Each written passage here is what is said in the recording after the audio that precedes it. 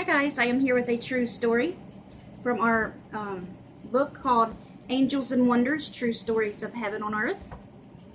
This one has a quote before it from Philip Brooks from the Episcopal, he's an Episcopal bishop, and it says, "Who can say that the time will not come when even to those who live here upon earth the unseen world shall no longer be unseen?"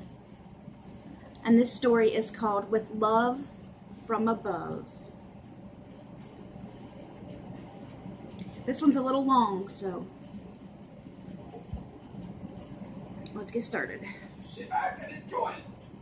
Sit back and enjoy, Sherm says. One afternoon, shortly after my friend Beth died, I was weeping at her loss, says a Wisconsin woman. Suddenly, my house was flooded with the scent of her favorite perfume. I smell it now at occasional moments.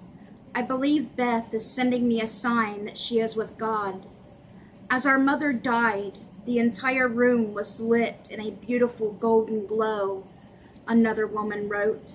For a moment, we seemed to glimpse eternity, and it brought us great comfort.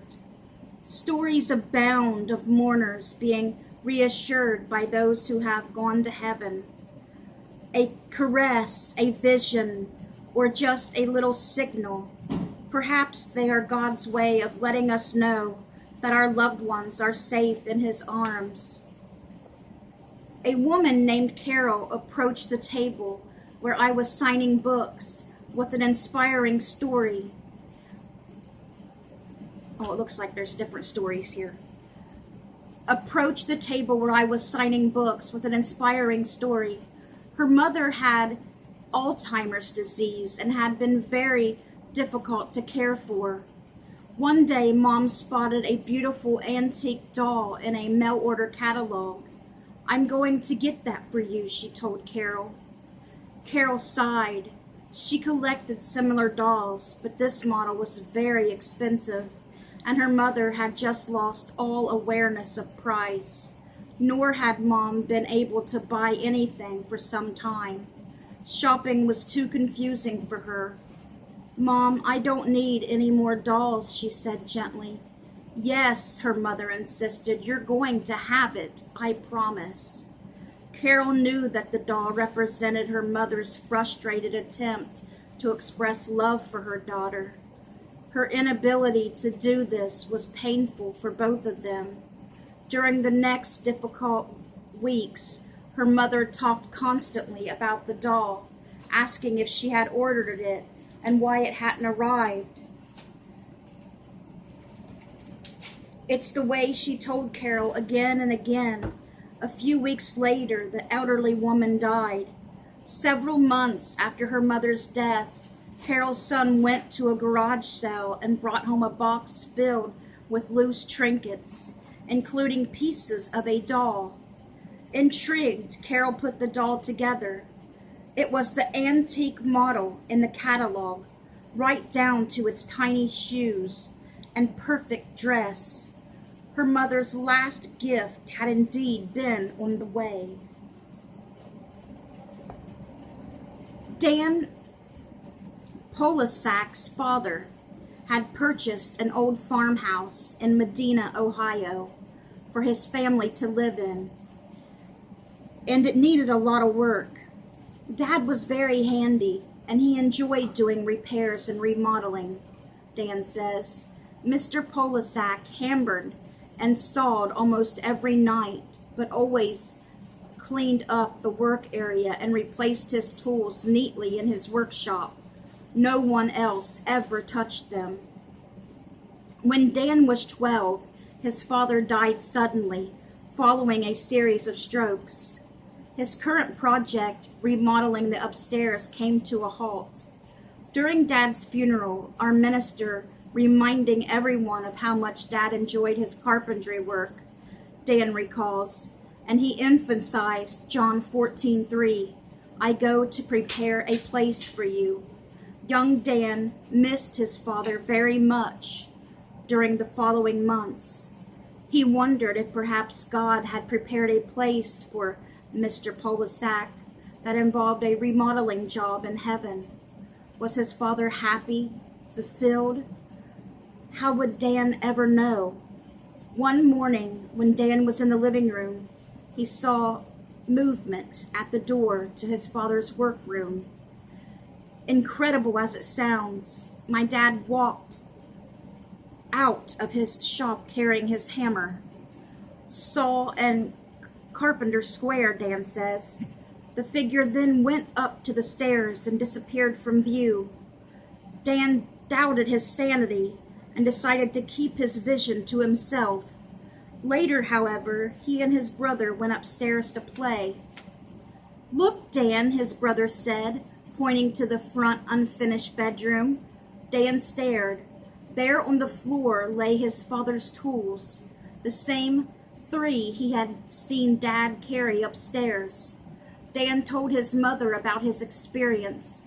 They decided that God must have wanted them to know that Mr. Polasak was indeed safe, happy, and still doing what he enjoyed. I kind of like to think that God is using Dad to help prepare our place in heaven, Dan says today. Take a stop right there for a minute. Someone that I know very well, she's passed away now, but she's a very good Christian woman, and she's not one to ever lie. When her husband passed away, and she wasn't crazy or anything, when her husband passed away, they were good friends of the family, she said that she seen him standing in the kitchen one day. He was there to visit her. She seen him. These are just random different stories. I like when they do these together. So here's another one. Occasionally, God permits our loved ones in eternity to become more personally involved in our lives. Donna Victory was 18 years old in 1983 when her mother Janice died. She found the void unbearable. Our family had been very close, and Mom just lived for my dad, my 2 younger brothers, and me, Donna recalls. She was my best friend, and maybe the saddest part was that she had always dreamed of being a grandmother. Now if any of us became parents, she wouldn't be around to enjoy it. The family grieved, but as time passed, Donna tried to adjust. 3 years later, she married. The couple moved to Sherman, Texas, and soon Donna became pregnant. As the baby grew, I had 5 sonograms, and all indicated that we were going to have a girl, Donna says. But the last test also showed that the umbilical cord was wrapped around the baby's neck. Donna's physician put her on bed rest for the remainder of her pregnancy. I don't like that. Donna's physician put her on bed rest for the remainder of her pregnancy. They told me that labor and delivery would be all the stress our little girl could handle, Donna says. So I sat around, did nothing, and worried. Away from her family in Oklahoma, Donna thought frequently of her mom, how she longed for the reassurance that only a mother could provide. When labor began, it seemed to progress normally, but everyone was watchful as the birth began. Immediately, they should have did a C-section, man. Would the infant be all right? Suddenly, Donna froze. They were telling me to push, but I was so afraid. I thought she would be born dead, and I didn't want it to happen. I'd have been scared too. Then, inexplicably, her terror receded, and she felt flooded with peace. A woman was speaking to her. "Don't worry, Donna. Everything's okay. He's fine." He's fine. Was it a nurse? No, it was her mother. Donna was sure of it. Here you go. He's fine. It was her mother. Donna was sure of it, and Janice had called the baby he, not she. Strength filled Donna, and she pushed with all her might. "It's a boy," her doctor said moments later. What a surprise! But not to Donna. Janice had already brought the joyful news. As Donna cared for little Brent, she began to feel less alone. After all, hadn't her mother been with her in the hospital? Surely Janice was still near.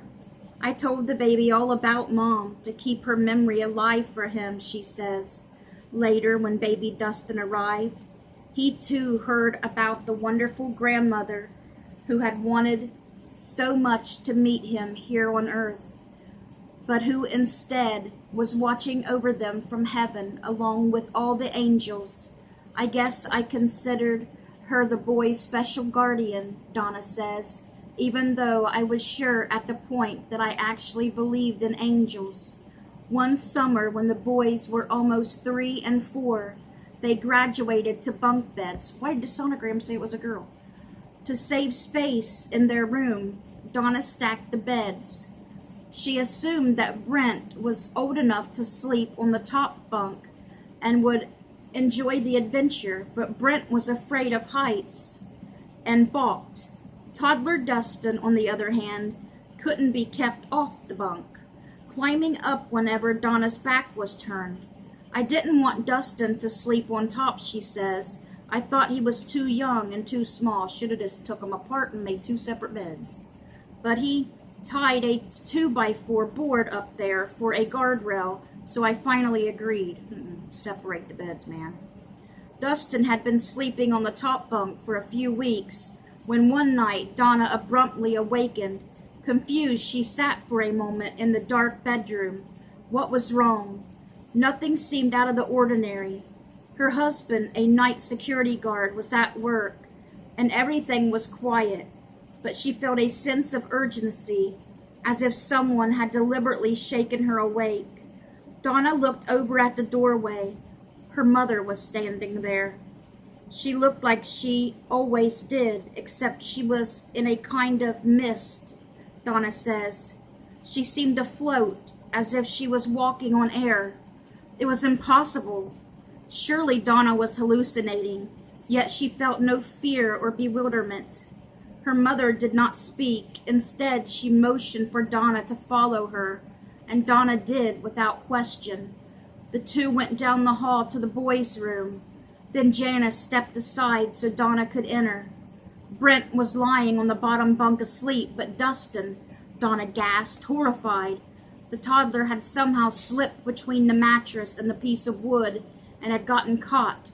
He was hanging limply in the air, his feet dangling above the bottom bunk, his neck held fast by the guardrail. "Oh my God!" Her hands shaking. Donna freed him. He was still breathing. Yes, in fact, he seemed to be sleeping soundly, normally. Trembling, Donna burst into tears, holding Dustin closely to her.